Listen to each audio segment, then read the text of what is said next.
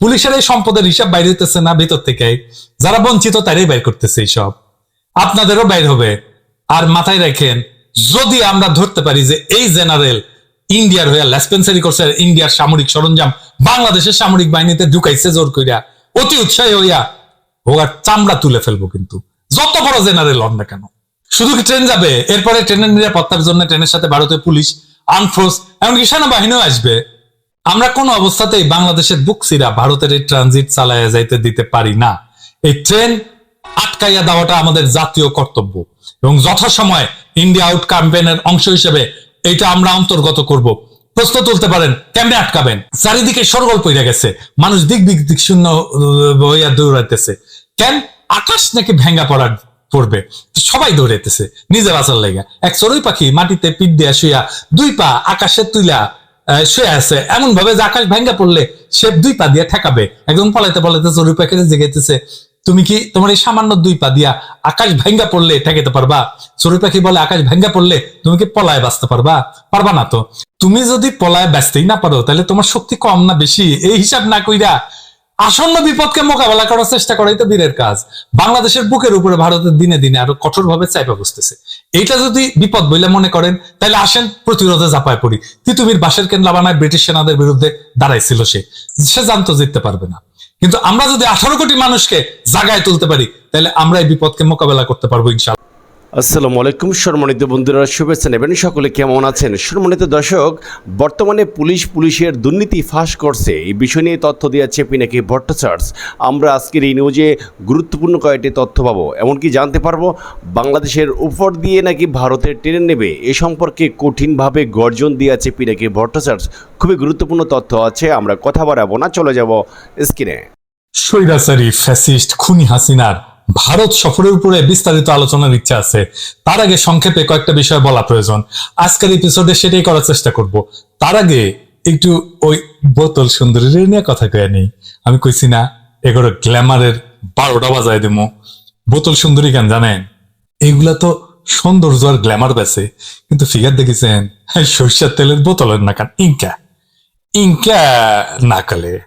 তো বোতল সুন্দরী তোমার আসপর্দা দেখা আমি টাস্কিত হয়েছি। সেটা লাইভ করেছে, সে কি করছে দেখেন। Yes, hi everyone, Eid Mubarak.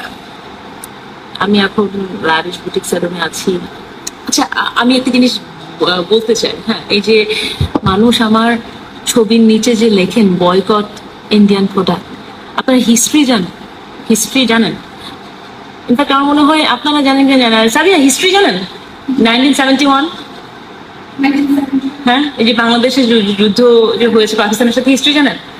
হ্যাঁ, আমার মনে হয় কি জানেন, আপনি জানেন, আমাদের অন্যান্য আছে সবাই জানেন, বাট আমার মনে হয় আমার ফেসবুকে যারা শুভাকাঙ্ক্ষী আছে, অনেক ফলোয়ার্স আছে, তারা জানে না। তাদের জন্য জানাতে চাই যে আপনাদের একটু জানা উচিত যে 1971-এ ইন্ডিয়া আমাদেরকে, তারা তাদের অনেক আর্মি পার্সন পাঠিয়েছে, তারা হেল্প করেছে আমাদেরকে। যদিও তারা নিজেদের স্বার্থে করেছে বা হোয়াট এভার, বাট তাদের স্বার্থে যদি আমরা বেনিফিটেড হই, ইউ শুড অ্যাপ্রিসিয়েট ইট।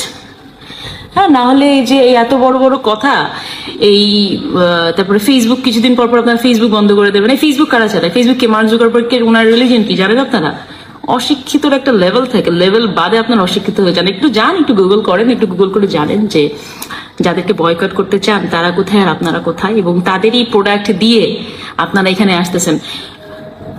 গরু না হলে, ইন্ডিয়ান গরু না আসলে গরুর দাম বেড়ে যাবে, পেঁয়াজ না আসলে পেঁয়াজের দাম বেড়ে যাবে, তখন তো আবার বয়কট ইন্ডিয়া আপনারা করবেন না। মানে সুযোগ সন্ধানী। এনিওয়েজ, ভারত নাকি আমাদের মুক্তিযুদ্ধের সময় সাহায্য করেছে, আর আমরা নাকি লেখাপড়া করি না। লেখাপড়া নিয়ে পরে আসবুনি, তোমার সৌন্দর্য শিখাই, ত্বকের যত্ন, চুলের যত্ন শিখাও তো, তোমারে দেখাই যে এটা কারে বলে। অড্রে হেপরানের নাম শুনিছ? দুনিয়ার সর্বকালের সেরা সুন্দরীদের তালিকায় থাকবেন তিনি। যখন অড্রে হেপবার্নকে তার সৌন্দর্যের রহস্যের কথা জানাতে বলা হয়েছিল, তখন তিনি একটা কবিতা লিখছিলেন। সে কবিতাটা তার অন্ত্যেষ্টিক্রিয়া পড়া হয়েছিল। আমি কবিতাটার অনুবাদ করতেছি না, সারাংশটা বলতেছি। উনি বলতেছিলেন যে আকর্ষণীয় ঠোঁট যদি পাইতে চাও তাহলে ভালো কথা বলো, সুন্দর চোখ পাইতে চাও তাহলে মানুষের ভেতরে সৌন্দর্য খোঁজো, সুস্থ থাকার জন্য ক্ষুধার্তদের সাথে খাবারটা ভাগ করে নাও, তুমি যদি ভালো চুল চাও তাহলে প্রত্যেকদিন একটা শিশুকে তোমার চুলে হাত বুলাইতে দাও, ভালোভাবে শরীরের যত্ন নেওয়ার জন্য এমন ভাবে হাঁটো যেন তুমি কখনো একা না, কারণ আপনাকে যারা ভালোবাসে এবং ভালোবাসছে তারা আপনার সঙ্গেই আছে। কখনো যদি তোমার সাহায্যের দরকার পড়ে তাহলে তোমার দুই হাতের শেষে আরো একটা পাবা হাত। যত বড় হবা তত তুমি উপলব্ধি করবা যে আপনার দুইটা হাত আছে, যার একটা নিজেকে সাহায্য করার জন্য আর অন্যটা প্রয়োজন মতো অন্যকে সাহায্য করার জন্য। একজন নারীর সৌন্দর্যতার পরিধেয় পোশাক, মুখে বা চুল ঠিক করার মধ্যে না, একজন নারীর সৌন্দর্যতার চোখে প্রকাশিত হয়, কারণ এইটাই তার হৃদয়ের উন্মুক্ত দরজা, যে এবং এইটাই তার ভালোবাসার উৎস। জিন্দেগিতে ইনকে কবিতা লিখবার পারবো বোতল সুন্দরী, আমি শিওর অর্ডে হেব্রান যে এটা কবিতা লিখেছিল এটা তো জানো নাই। না আছে ফিগার, না আছে সৌন্দর্য, না আছে সংবেদনশীল মন, তারপরও মাতারিত্ব করে ভাব কেন তো লাইফ করে যে আসপর্দা দেখেছো সেটার জন্য তোরা সামনে রেখা তোর গ্ল্যামার ইন্ডাস্ট্রির জয় বাংলা করে দেবো প্রমিস। যাই হোক, এবার ওখানে নেতা মাদারে মাফিয়ার আলাপে আসি। একটা দেশ তাদের মেহমান অপর একটি দেশের সরকার প্রধানকে কি পর্যায়ে সম্মান বা প্রোটোকল দেয় সেটা নির্ভর করে মেহমান বা তার দেশের কাছে তাদের ঠেকা কতটুকু। এমন যদি হয় যে দেশটার আঞ্চলিক অখণ্ডতা অনেকাংশে নির্ভর করে মেহমান দেশের সহযোগিতার উপরে, তাহলে তাকে সর্বোচ্চ পর্যায়ে প্রোটোকল দেওয়ার কথা। ইমরান খান যখন ক্ষমতায় পাকিস্তানে আসছিল, ওই সৌদি যুবরাজ ইমরান খান নিজে গাড়ি চালায় ওনারা এয়ারপোর্ট থেকে নিয়ে গেছিল, মনে আছে না? দেখেন ছবিটা।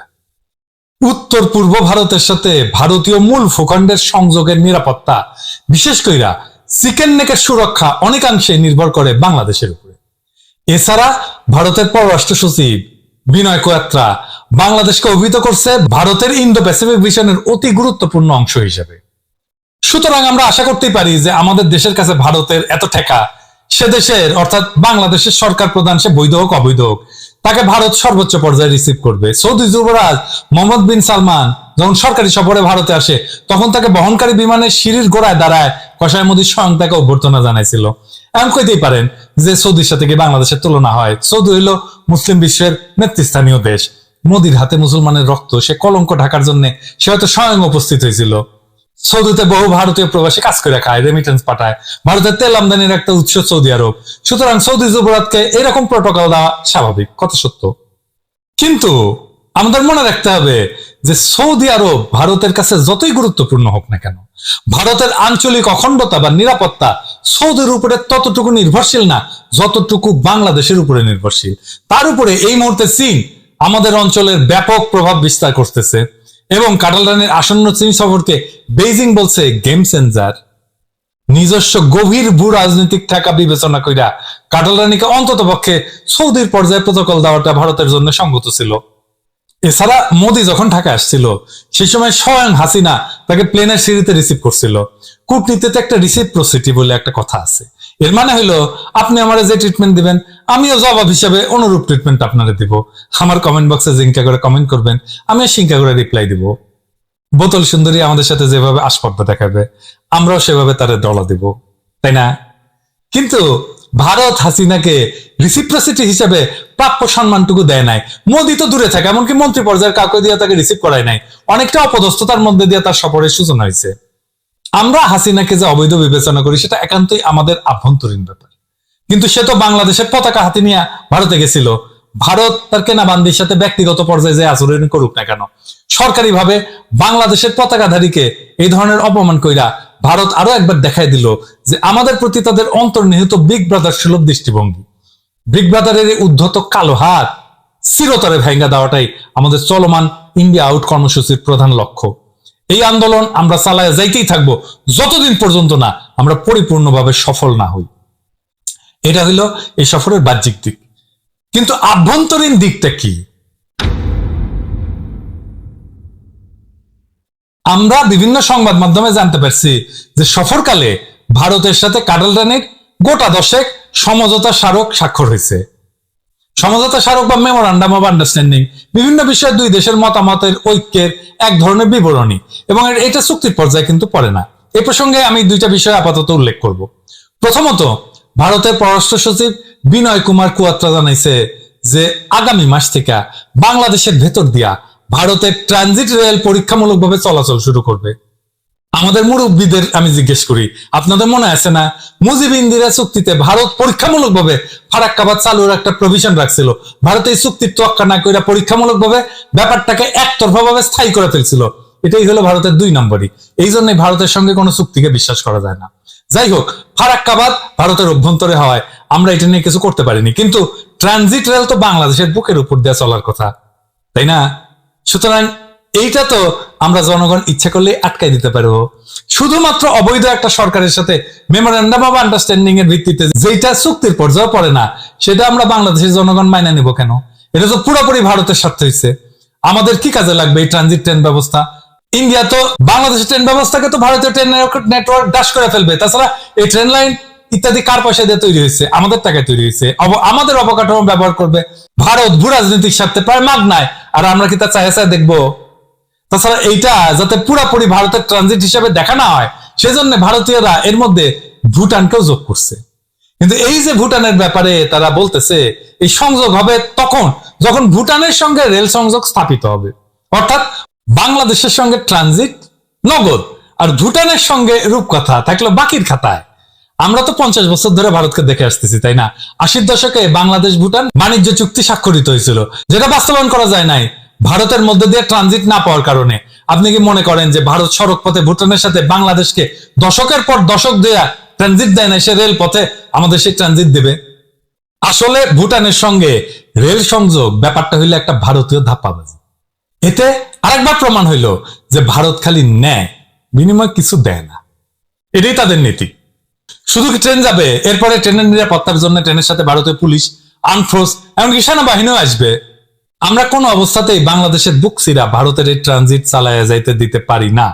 এই ট্রেন আটকাইয়া দেওয়াটা আমাদের জাতীয় কর্তব্য এবং যথাসময়ে ইন্ডিয়া আউট ক্যাম্পেইনের অংশ হিসেবে এটা আমরা অন্তর্গত করব। প্রশ্ন তুলতে পারেন, কেমনে আটকাবেন? সেই সামর্থ্য আছে আপনাদের? কেমনে আটকাবো জানি না, কারণ এইটা নিয়ে চিন্তা করার অবকাশ আসে নাই, এটা দ্রুত হয়েছে। আপনারাও চিন্তা করেন, আমরা একই সাথে একটা পরিকল্পনা বের করব। আর সামর্থ্যের প্রশ্নটা আপাতত একটু তুলে রাখেন, ভিডিওর শেষে সামর্থ্যের বিষয়ে জবাব থাকবে। কিন্তু বটম লাইন হইতেছে এই ট্রেন যাবে না, কোনোভাবে আমরা যাইতে দেব না। দ্বিতীয় পয়েন্টটা হলো কাটালানি সফরকালে যৌথ সংবাদ সম্মেলনে কসাই মোদির 2টা বক্তব্য। প্রথমত সে বলছে যে তিস্তা নদীর সংরক্ষণ এবং ব্যবস্থাপনার জন্য একটা কারিগরি দল শীঘ্রই বাংলাদেশ সফর করবে। এই সফর টফরের কি দরকার? উজানে পানি আটকাইয়া তিস্তাকে তো মারছে কে? ভারত তো মারছে, নিজের হাতে নদীরে খুন কইরা এখন বলে আমরা এটাকে সুন্দরভাবে দাফন করব। ভারতের যদি সদিচ্ছা থাকতো তাহলে তো তিস্তা চুক্তি বাস্তবায়ন করে আমাদের হিস্সা আমাদেরকে বুঝাই দিত। আন্তর্জাতিক নদী, আমরা তো আইনত এর পানির হিস্সা পাই, সেটা তো সে দেয় নাই। এখন চীন $1 বিলিয়ন তিস্তা প্রকল্প অর্থায়ন করবে, সেটা শুই না ভারতের হোগায় মরিচ বাতি চলে গেছে। ভারতের পররাষ্ট্র সচিব মাসখানেক আগে এসে বলে যে তারা নাকি এই প্রকল্পের টাকা দিবে। তুই কোথা থেকে টাকা দিবি রে? ইন্ডিয়া কি টাকা দেওয়ার সক্ষমতা আছে? মাত্র $71 কোটি ঋণ দিছে, তাও ভারত পুরো হাসিনা আমলে। তাছাড়া তোর টাকা দেওয়ার কি দরকার? চুক্তি বাস্তবায়ন করলেই তোর চুকে যায়। তা না কইরা এখন ফোন দিয়ে আটতেছে চীনকে কেমনে ঠেকানো যায়। কারিগরি তেল ইত্যাদি হইলো, চীন যদি আসে তার উপরে যেন নজরদারি করা যায়। চীন তোর নজরদারি করতে দিলে তো এতই সোজা? চীন তো বোকা। মোদি আর একটা ডেঞ্জারাস কথা বলছে সেই যৌথ সংবাদ সম্মেলনে। কি সেটা? সেটা হলো বাংলাদেশের প্রতিরক্ষা সক্ষমতা বৃদ্ধির এবং আধুনিকায়নের জন্য ভারত সহযোগিতা করবে এবং বাংলাদেশের সাথে বহুমুখী সামরিক সহযোগিতা বজায় রাখবে। আপনারা জানেন চীন হইল বাংলাদেশের সবচাইতে বড় সামরিক সহযোগী দেশ। মোদির এই উক্তির উদ্দেশ্য হইতেছে চীনের এই অবস্থানকে দুর্বল কইরা দেওয়া এবং সেই প্রক্রিয়ায় বাংলাদেশকে আরো বেশি কইরা ভারতের সমর কৌশলের অধীনস্থ করা। কাটাল রানীর দিল্লি সফরের মাত্র কয়েকদিন আগে টাইমস অফ ইন্ডিয়া একটা ভুয়া খবর পরিবেশন করে বাংলাদেশে যে সকল সামরিক সরঞ্জাম চীন রপ্তানি করে সেগুলি নাকি ত্রুটিপূর্ণ এবং এই কারণে বাংলাদেশের সশস্ত্র বাহিনী নাকি চীনের উপরে ক্ষুব্ধ। বালের আলাপ দাও, কইলেই হইল আমরা জানি না। এই প্রচারণা ভারতীয়রা ছাপাইছে আবার আফ্রিকার জিম্বাবুয়ের এক পত্রিকায়। দেখেন, চীন বিরোধী এই প্রপাগান্ডার উদ্দেশ্যই ছিল কাটাল রানীর সফরের সময় ভারত যাতে চীনকে ল্যাংমাইরা কাটাল রানীকে চাপ দিয়া বাংলাদেশের সামরিক খাতে বেশি করে অনুপ্রবেশ করতে পারে। বাংলাদেশের স্বাধীনতা, সার্বভৌমত্ব, আঞ্চলিক অখণ্ডতা এবং আমাদের জনগণের গণতান্ত্রিক আকাঙ্ক্ষার সবচেয়ে বড় প্রতিবন্ধক কে? ইন্ডিয়া। সেই ভারতের কাছ থেকে আমরা কেন প্রতিরক্ষা সংক্রান্ত সহযোগিতা নিব? প্রশ্নই ওঠে না। ভারতীয় পণ্য বয়কটের মধ্যে আমরা এই পর্যায়ে সকল প্রকার ভারতীয় সামরিক সরঞ্জাম বয়কট করলাম। আমরা এর লিস্টের আমাদের তালিকার মধ্যে ভারতীয় সামরিক সরঞ্জাম বিবেচনা করব। আমাদের দেশপ্রেমিক সশস্ত্র বাহিনীকে আহ্বান জানাবো, তারা যেন কোনোভাবে ভারতের এই চক্রান্তে পা না দেন এবং ভারতীয় সামরিক সরঞ্জাম আমদানি করা থেকে সম্পূর্ণ বিরত থাকেন। যে জেনারেল অতিরিক্ত উৎসাহ দেখাবেন না, ভুলে যান না, পুরো প্রক্রিয়া পর্যালোচনা করে কার কত দায় সেটা বাইর করতে পারবো আমরা। আর ভাইবেন না আপনার সহকর্মী আপনার উপরে বিলা হইয়া নাই। পুলিশের এই সম্পদের হিসাব বাইর হইতেছে না ভিতর থেকে, যারা বঞ্চিত তারাই বাইর করতেছে এইসব, আপনাদেরও বাইর হবে। আর মাথায় রাখেন, যদি আমরা ধরতে পারি যে এই জেনারেল ইন্ডিয়ার হইয়া লেসপেন্সারি করছে, ইন্ডিয়ার সামরিক সরঞ্জাম বাংলাদেশের সামরিক বাহিনীতে ঢুকাইছে জোর কইরা, অতি উৎসাহী হইয়া ওর চামড়া তুলে ফেলবো। কিন্তু যত বড় জেনারেল হন না কেন, মাইন্ড ইট, মাথায় রাখতেন। কসাই মোদি যে হাসিনাকে সামনে রেখে যৌথ সংবাদ সম্মেলনের কথাগুলো বললো, তার ভিত্তি কি? নাকি খুনি হাসিনা বাংলাদেশের জন্য অত্যন্ত স্পর্শকাতর বিষয় ভারতের সাথে গোপন চুক্তি করছে এই সফরে? আমাদের মনে আছে 71 সালে স্বাধীনতা যুদ্ধ চলাকালে প্রবাসী তাজউদ্দিন সরকার ভারতের সাথে একটা দাসত্ব চুক্তি স্বাক্ষর করছিল, যেটা বিষয়বস্তু সম্পর্কে সারা জাতি ছিল অন্ধকারে। এবারে কি দিল্লি গিয়া বাংলাদেশের কোন প্রধান স্বার্থ বন্ধক দিয়া এই ধরনের কোন চুক্তিতে আবদ্ধ হয়েছে কাটাল রানী? এটা হয়তো আমরা এখনই জানতে পারবো না, কিন্তু এই প্রশ্নটা অত্যন্ত জরুরি, আমরা এই প্রশ্নটা করে রাখলাম। সবশেষে যে কথাটা বলতে চাচ্ছি সেটা হইতেছে, কাটালের দিল্লি সফর শেষ হইতে না হইতেই বাংলাদেশে এসে হাজির হয়েছেন চীনের একজন মন্ত্রী মিস্টার লিউ জিয়ানসাও, যাকে চীনের ছায়া পররাষ্ট্রমন্ত্রী হিসেবে অভিহিত করা হয়। চীনের অত্যন্ত গুরুত্বপূর্ণ নেতা এবং চীনের পররাষ্ট্র মন্ত্রণালয়ের অত্যন্ত প্রভাবশালী নেতা। উনি হাসিনা আইসা সারলো না, তার মধ্যে উনি বাংলাদেশে চলে আসছেন কেন? এইরকম একটা মুহূর্তে চীনের সরকারের এই অতি উচ্চ পদস্থ কর্মকর্তার আগমন কাঁঠাল রানীর আসন্ন চীন সফরের যে গুরুত্ব সেটাই প্রকাশ করতেছে। কিছুদিন আগে ঢাকায় নিযুক্ত চীনের রাষ্ট্রদূত মিস্টার ইয়াও ওয়েন বলছিলেন যে কাঁঠাল রানীর এই বেজিং সফর হবে একটা গেম চেঞ্জার। এটা নিয়ে আমি একটা এপিসোডও করছি। চীন সাম্প্রতিককালে 3টা গুরুত্বপূর্ণ আন্তর্জাতিক ইনিশিয়েটিভ চালু করছে। এগুলো হলো global development initiative, global security initiative এবং গ্লোবাল সিভিলাইজেশনাল ইনিশিয়েটিভ। চীন এই প্রত্যেকটা ইনিশিয়েটিভে বাংলাদেশকে যুক্ত করার আকাঙ্ক্ষা প্রকাশ করছে। সুতরাং খেলা জমতেছে। এইটা একেবারে নতুন খেলা, যেটা সম্পর্কে ভারতের কোনো আইডিয়া নাই। আছে ভারতের আইডিয়া? দেখি নাইমুল ইসলাম খান কি বলেন। No idea at all, no idea at all. হ্যাঁ, দেখেছেন, ওরও একই কথা। তাছাড়া এই খেলার প্রধান দুই খেলোয়াড় চীন বা আমেরিকার অর্থনৈতিক বা সামরিক সামর্থ্যের তুলনায় ভারতের ওকাত একেবারেই নাই। হ্যাঁ, তা কলকাতার দাদা বুড়োদের কাছ থেকে শিখেছি ওকাত শব্দটা, যদিও আমার পাত শব্দটা বেশি পছন্দ। যাই হোক, তবে বাংলাদেশের জনগণকে সঙ্গে নিয়ে আমাদের স্বাধীনতা, সার্বভৌমত্ব, আঞ্চলিক অখণ্ডতা, গণতান্ত্রিক আকাঙ্ক্ষা এবং আর্থসামাজিক প্রগতির প্রতি অঙ্গীকার না জানাইয়া যদি কেউ কোনো খেলা বাংলাদেশের মাটিতে সাজাইতে চায়, সেটা ব্যর্থ হইতে বাধ্য। ভারত যে খেলা বাংলাদেশকে নিয়ে খেলছে গত 50 বছর ধরে, তার করুণ পরিণতি থেকে অন্য সকল পক্ষকে শিক্ষা নিতে হবে। তা চীন হোক, আমেরিকা হোক, যে পরাশক্তি হোক না কেন। এইবার আমাদের সামর্থ্যের প্রসঙ্গে আসি। ওই যে বলছিলাম না, আমরা ঠেকাই দিতে পারবো কিনা ভারতের রেল। একটা গল্প বলি। চারিদিকে সরগোল পইরা গেছে, মানুষ দিক শূন্য হইয়া দৌড়াইতেছে। কেন? আকাশ নাকি ভেঙ্গা পড়বে, সবাই দৌড়াইতেছে নিজে বাঁচার লাইগা। এক চড়ুই পাখি মাটিতে পিঠ দিয়া শুয়া 2 পা আকাশে তুইলা শুয়ে আছে, এমন ভাবে যে আকাশ ভেঙ্গা পড়লে সে 2 পা দিয়ে ঠেকাবে। একদম পলাইতে পলাইতে চড়ুই পাখিটা জেগেতেছে, তুমি কি তোমার এই সামান্য 2 পা দিয়া আকাশ ভেঙ্গা পড়লে ঠেকাইতে পারবা? চড়ুই পাখি বলে, আকাশ ভেঙ্গা পড়লে তুমি কি পলায় বাঁচতে পারবা? পারবা না তো। তুমি যদি পলায় বাঁচতেই না পারো, তাহলে তোমার শক্তি কম না বেশি, এই হিসাব না কইরা আসন্ন বিপদকে মোকাবেলা করার চেষ্টা করাই তো বীরের কাজ। বাংলাদেশের বুকের উপরে ভারতের দিনে দিনে আরো কঠোরভাবে চাইপা বসতেছে। এইটা যদি বিপদ বলে মনে করেন, তাহলে আসেন প্রতিরোধে ঝাঁপায় পড়ি। তিতুমির বাঁশের কেন্দ্রা বানায় ব্রিটিশ সেনাদের বিরুদ্ধে দাঁড়াইছিল, সে জানতো জিততে পারবে না। কিন্তু আমরা যদি 18 কোটি মানুষকে জাগায় তুলতে পারি, তাহলে আমরা এই বিপদকে মোকাবেলা করতে পারবো ইনশাল্লাহ। আমাদের ভাইয়েরা পথে নামছে, দেখেন, আপনারাও নামেন। নামলেই বিজয়ের লক্ষ্যে আমরা আরেকটু আগায় যাব, আমরা আরো আত্মবিশ্বাসী হব, আমরা আরো শক্তিশালী হব। তারপরে কামিয়াব হব কিনা সেটা সৃষ্টিকর্তার দয়া। কিন্তু এখন প্রশ্নটা হইতেছে আপনার উপরে, আপনি কি নামবেন কিনা? এই বিপদটাকে আপনি বিপদ হিসেবে মনে করতেছেন কিনা? দেশকে বাঁচানোর চিন্তা আপনি করতেছেন কিনা? আপনি দেশকে বাঁচাইতে চান কিনা? বাংলাদেশ রাষ্ট্র থাকবে কি থাকবে না সেটা আপনার চিন্তা কিনা? যদি মনে করেন আপনি সক্রিয় না হইলে বাংলাদেশ রাষ্ট্র না টিকতে পারে, তাহলে এখনই সক্রিয় হন। এখনই নামেন, এখনই সময় আমাদের ভাইদের সাথে নামেন, ভারতীয় পণ্য বয়কটের আন্দোলনে নামেন। এই আন্দোলনই আমাদের মুক্তির মন্দিরে পৌঁছায় দেবে ইনশাল্লাহ। আসেন আমরা নতুন একটা লড়াই শুরু করি, নইলে কলে দেশ একটু একটু কইরা আপনার হাতছাড়া হইয়া যাইতেছে। সম্মানিত দর্শক, অনেক আলোচনা দেখতে পেয়েছি আজকের এই নিউজ থেকে।